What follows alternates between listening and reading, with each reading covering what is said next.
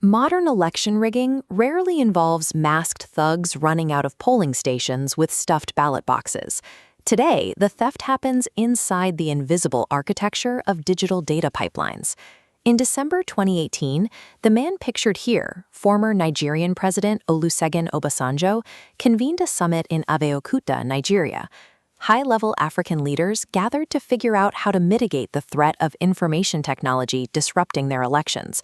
The most crucial insight came from the team of Raila Odinga, shown in this portrait. They had just experienced the judicial annulment of the 2017 Kenyan presidential election. Odinga's team shared a specific technical discovery. As this animated flow network shows, the vulnerability isn't the voting machine where you cast your ballot, and it isn't the public website where results are displayed.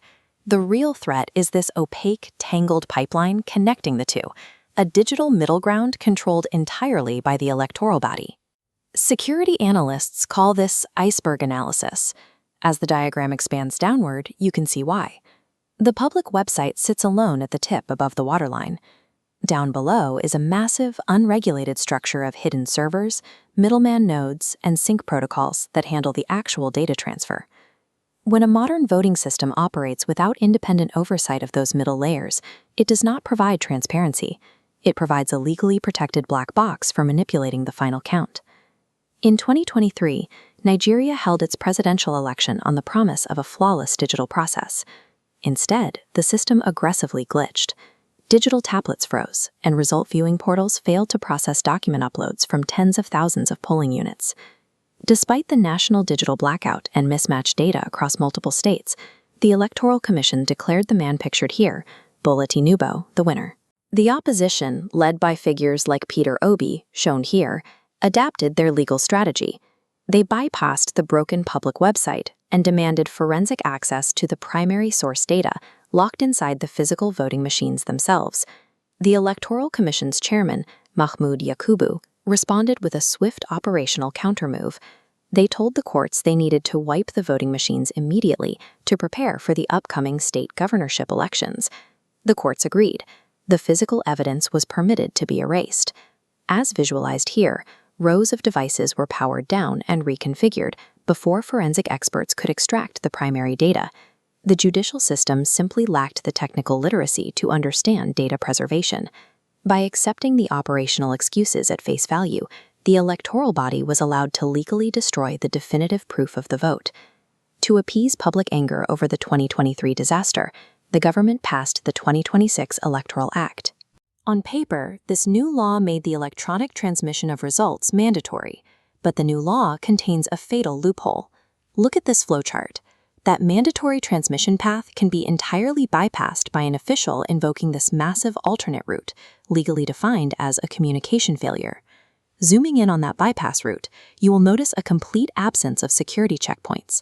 The statute requires no independent verification, no network audit, and no logging to declare a failure. An official simply claims the network is down, and the digital requirement is nullified. Even when transmission does happen, the data passes through unregulated ward-level staff known as RATEX. These middlemen can legally intercept, delay, and alter the PDF results before forwarding them, with their actions completely shielded by internal commission guidelines. The 2026 Act did not fix the problems of 2023. By codifying the communication failure exception and ignoring the middlemen, it provided statutory cover for the exact methods needed to legally erase digital votes in the 2027 election. This threat map dashboard highlights the 3 warnings for 2027: physical blockades preventing inspectors from accessing devices, the legal erasure of data before audits, and the weaponization of the network loophole.